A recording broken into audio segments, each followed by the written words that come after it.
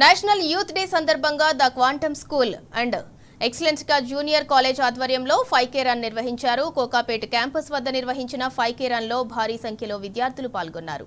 Drugs మహమ్మారి నిర్మూలన కోసం ప్రతి ఒక్కరూ కృషి చేయాలని స్కూల్ యాజమాన్యం పిలుపునిచ్చింది.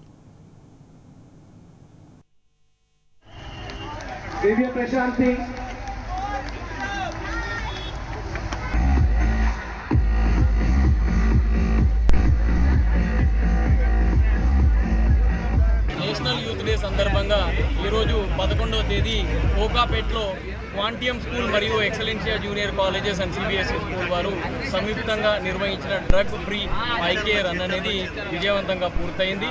ఈ సందర్భంగా ముఖ్య అతిథిగా వచ్చిన శ్రీ కొండా విశ్వేశ్వరరెడ్డి గారు కావచ్చు, రఘునందన్ రావు గారు కావచ్చు, ఈ ప్రోగ్రామ్ని అప్రిషియేట్ చేయడమే కాకుండా పార్టిసిపేట్ చేసిన ప్రతి ఒక్కరిని కూడా అప్రిషియేట్ చేయడం జరిగింది.